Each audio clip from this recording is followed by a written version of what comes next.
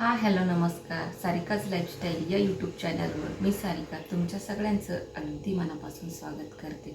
आजच्या व्हिडिओमध्ये आपण माहिती बघणार आहे विवाहाविषयी. ज्यांचे लग्न जमत नाही, अडीअडचणी येतात, त्यांच्यासाठी काही सेवा आणि उपाय आपण घेऊन आलेलो आहे. तर त्या सेवा ते उपाय जर तुम्ही श्रद्धेने केले तर तुमचा विवाह लवकरात लवकर जमेल. तशाच येणाऱ्या ज्या अडीअडचणी आहेत त्यासुद्धा लवकरात लवकर सुटण्यासाठी मदत होईल. आणि आपण आज बघणार आहे आजचा जो राहू काळ आहे त्याचा वेळ काय आहे, पंचांग का वाचले जाते. तर ही माहिती जाणून घेण्यासाठी हा व्हिडिओ शेवटपर्यंत पूर्ण नक्की पहा. बघा, आज आहे बुधवार 18 फेब्रुवारी. आज सूर्योदय आहे सकाळी 7:07 आणि सूर्यास्त होणार आहे सायंकाळी 6:38. तसंच आजचा जो राहू काळ आहे तो आहे 12 ते 1:30, दुपारी 12 ते 1:30 वाजेपर्यंत राहू काळ आहे. या काळामध्ये आपण जास्तीत जास्त दुर्गा सप्तशती या पवित्र ग्रंथाचे वाचन करायचे असते. तर पंचांग वाचनाचे फायदे म्हणजे तिथीच्या वाचनाने वैभव स्थिर होते, वाराच्या वाचनाने दीर्घायुष्य प्राप्त होते म्हणजे लाभते, नक्षत्राच्या वाचनाने पापांचा नाश होतो आणि योगाच्या वाचनाने विनियोगाचा नाश होतो, कर्णाच्या वाचनाने इच्छा पूर्ण होतात. तर हे पंचांग वाचनाचे फायदे आहेत. तर बघा, आता आपण बघणार आहे विवाहाच्या सेवा. विवाहामध्ये मुलामुलींना अडचणी येतात आणि त्यासाठी आपल्याला काही सेवा करायची आहे. तर सगळ्यात अगोदर आपल्याला करायची आहे गणपती बाप्पांची 120 दिवसांची सेवा. त्या संदर्भातला मी व्हिडिओ अपलोड केलेला आहे, तर तो व्हिडिओ तुम्ही नक्की चेक करा आणि त्या सेवा कशा करायच्या त्या व्हिडिओला जाऊन तुम्ही बघू शकता. ही सेवा 120 दिवसांची आहे आणि याचा सविस्तर व्हिडिओ आपल्या चॅनलवर अपलोड आहे. त्यासोबतच आपल्याला करायचे आहे संकल्पयुक्त 7 गुरुचरित्राचे पारायण आणि त्यानंतर 11 पाठ दुर्गा सप्तशतीचे, ते पण संकल्प करून करायचे आहे. मंगळवारची सेवा आहे, म्हणजे 11 मंगळवार तुम्हाला ही सेवा करायची आहे आणि ती पूर्ण झाल्यानंतर एक कुमारिके किंवा 5-7 तुम्हाला ज्या काही भेटतील तेवढ्यांना तुम्ही जेव घालायचं आहे. त्यानंतर विवाह मंत्र आहे, तर तो पण तुम्हाला रोज 3 माळ करायचा आहे. विवाह मंत्र आहे ओम दुर्गे मम विवाह सत्वर कुरु कुरु स्वाहा. हा मंत्र जो आहे तो मी तुम्हाला डिस्क्रिप्शन बॉक्समध्ये देईल. त्यासोबतच दुसरा विवाह मंत्र आहे श्री स्वामी समर्थ विवाह प्राप्तीय नमा. श्री स्वामी समर्थ विवाह प्राप्तीय नमा याचा सुद्धा तुम्हाला रोज 3 माळा जप करायचा आहे. त्यासोबत नवार्ण मंत्र आहे ओम ऐ ह्रीं क्लीं चामुंडाय विच्चे. या मंत्राचा तुम्हाला 1 माळ जप करायचा आहे.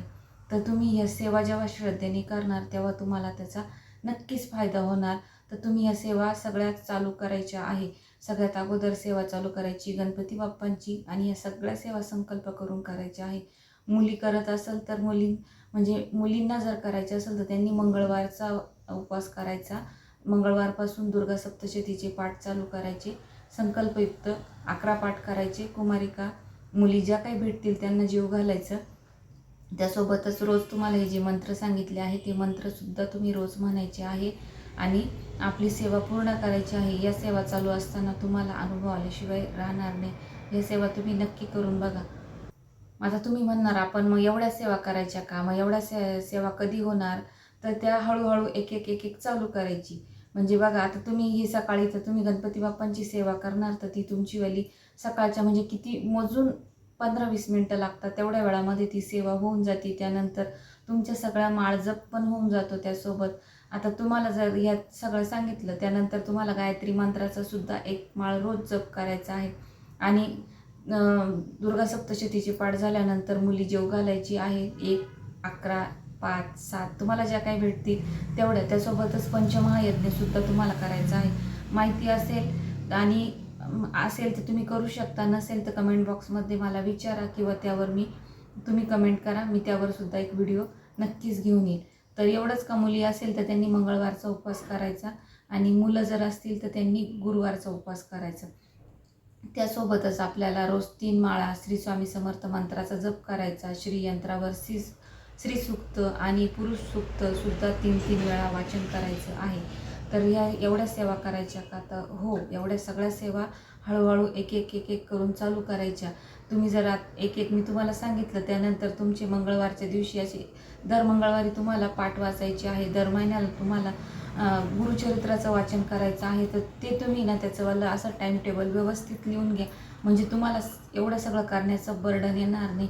गणपती बाप्पाची सेवा झाल्यानंतर जेवढ्या काही माळ जप करायचा आहे तेवढ्या तुम्ही करून घ्यायचा. वेळ जर नसेल तर अर्ध्या तुम्ही सकाळी, अर्ध्या संध्याकाळी या पद्धतीने तुम्ही करू शकता. त्यासोबतच लगेच श्रीयंत्रावर खूप छोटं आणि सुरुवातीला वेळ जास्त लागतो, नंतर वेळ कमी लागतो. श्रीसूक्त, पुरुष सूक्त हे पण तुमचं आरामशीर होऊन जातं. फक्त सेवा करताना त्या श्रद्धेने करायची आहे तुम्हाला. किंवा मग तुम्ही काय करायचं आहे, तुम्ही ना वार ठरवून घ्यायची आहे.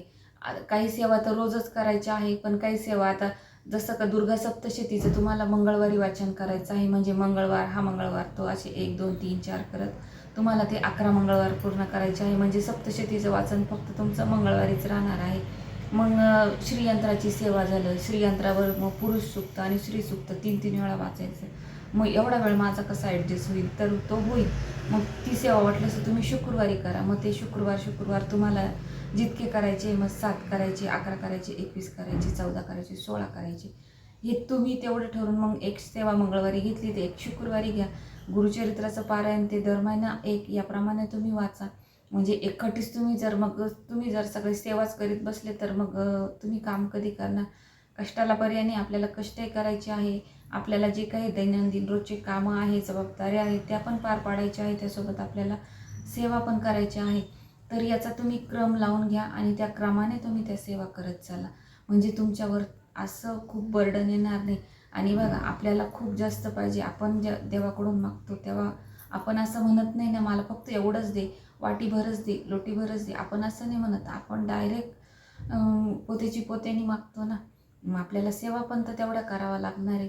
तेव्हाशी आपल्याला त्याचं फळ कुठंतरी भेटायला हळूहळू सुरुवात होईल. पण विश्वास ठेवायचा आणि श्रद्धेने सेवा करायची, तरच त्याचं फळ तुम्हाला मिळणार आहे. आता हे एवढ्या सेवा आणि मंत्रजाप, माळजप काय काय करायचं हे मी तुम्हाला सांगितलं. तर ते तुम्ही नक्की करा. त्याचा क्रम लावून घ्या. त्यानंतर आपल्याला करायचं आहे कालभैरवांचा मान सन्मान आणि मारुतीरायाचा मान सन्मान. जेव्हा नवरदेव सगळ्यात अगोदर लग्न लागायच्या अगोदर त्यांचा मान सन्मान करण्यासाठी आपण हनुमानाच्या मंदिरात जातो. तर कालभैरवांचा मान सन्मान करायचा म्हणजे त्यांच्यासाठी आपण हार, नारळ, खडीसाखर एवढं सगळं घेऊन तुम्ही, तर हा शनिवारी किंवा बुधवारच्या दिवशी कालभैरवांच्या मंदिरामध्ये तुम्ही त्यांचा मान सन्मान करायचा. म्हणजे आपण हार, नारळ, खडीसाखर घेऊन हे कालभैरवांना ठेवायचं आणि 11 वेळा किंवा 1 वेळा कालभैरवाष्टक तिथं तुम्ही म्हणायचं आहे. ही छोटी सेवा आहे कालभैरवांची, ती करून त्यांचा मान सन्मान करायचा. त्यानंतर आहे मारुतीरायाची जी सेवा आहे आपलीवाली. तर मारुतीरायाची सेवा करताना म्हणजे शनिवारची हे 5 शनिवार करायचं आहे तुम्हाला. तर काय करायचं, आपण 5 पोळ्या घ्यायच्या आहे एका वेळेला बरं का. 5 पोळ्या घ्यायच्या, बटाट्याची साधी चटणी घ्यायची, म्हणजे मसाला आणि हळद त्यामध्ये टाकायची नाही, फक्त ते बटाटे परतवून घ्यायचे आहे. आणि त्यावर आहे ना तेलामध्ये बटाटे परतवायचे, फक्त मीठ मसाला हळद काहीच टाकायची नाही त्याच्यामध्ये. आणि त्यानंतर ते सफेद कपड्यामध्ये त्या 5 पोळ्या आणि ती बटाट्याची चटणी याचं गाठोडं बांधायचं आणि ते एका काठीला अडकवायचं आहे. काठीच्या टोकाला अडकवल्यानंतर त्याच्यावर पांढऱ्या रुईची माळ, म्हणजे जे आपण लग्नात कसं नवरदेव नवरीला मंडवळ्या बांधतो त्या पद्धतीनेच आहे ना, पांढऱ्या रुईच्या माळ जी आहे त्याचं आपल्याला त्या गाठोड्याला हार घालायचा आहे. म्हणजे लग्नात आपण वधूवराला घालतो तशाच पद्धतीने. आणि तो छोटासा हार बनवून त्या गाठोड्याला लावून ती काठी टेकून ठेवायची. ती काठी टेकवल्यानंतर आपण श्री स्वामी समर्थ या मंत्राचा जप करून घ्यायचा आणि शनिवारच्या दिवशी मारुती मंदिरात ती काठी तुम्ही म्हणजे ते ठेवून द्यायचं आहे. असं आपल्याला 5 शनिवार करायचं आहे. तुम्हाला लक्षात आलं तर ठीक, नाही आलं तर मला परत कमेंट करा. मी त्यावर उत्तर तुम्हाला नक्की देण्याचा प्रयत्न करेल. आणि तिथं गेल्यानंतर हे जेव्हा तुम्ही गाठोडा तिथं ठेवणार आणि श्री स्वामी समर्थ या मंत्राचा जप करणार, त्यानंतर आपल्याला मारुती मंदिरात जाऊन मारुतीरायाला पण आपल्याला हात जोडून प्रार्थना करायची आहे की मी श्री स्वामी समर्थ महाराजांच्या सेवेतून सांगितल्याप्रमाणे आपली सेवा करत आहे. तर आपलं नाव म्हणजे तुम्ही सांगायचं, तुमचं नाव सांगायचं आहे, तुमचं कुलदैवत सांगायचं आहे आणि मारुती देवाला नमस्कार करून विनंती करायची आहे, आपण माझे मामा आहात, माझा विवाह लवकरात लवकर चांगल्या कुटुंबात ठरावा किंवा माझं अमुक नावाच्या, म्हणजे तुम्ही जर एखादे व्यक्तीशी विवाहासाठी इच्छुक असेल तर त्या व्यक्तीचं सुद्धा तुम्हाला नाव घ्यायचं आहे. तर त्या व्यक्तीसोबत माझं लग्न ठरावे यासाठी आपला आशीर्वाद माझ्या कार्यात असावा अशी मारुतीरायांना तुम्ही विनंती करायची आहे. आणि ती विनंती करून झाल्यानंतर आपण घरी निघून यायचं आहे. फक्त जाताना मागे वळून पाहायचं नाही आणि येतानाही मागे वळून न पाहता डायरेक्ट घरी निघून यायचं. कोणाशी बोलायचं नाही, काय नाही. घरी आल्यानंतर स्वच्छ हातपाय धुवायचे, स्वामी महाराजांना मुजरा करायचा आणि लग्न म्हणजे जोपर्यंत लग्न ठरत नाही तोपर्यंत आपण नवरनव मंत्राचा रोज 2 माळा जप करायचा, विवाह मंत्र रोज 3 वेळा म्हणायचा, गायत्री मंत्र रोज 2 वेळा म्हणायचा आणि 5 पोळी बटाट्याचा नैवेद्य आपल्या आईकडून किंवा नात्यातल्या एखाद्या व्यक्तीकडून तुम्ही तो बनवून घेऊ शकता. साधी सोपी सेवा आहे ही. तर ह्याचा एखादी काही लोड घेऊ नका.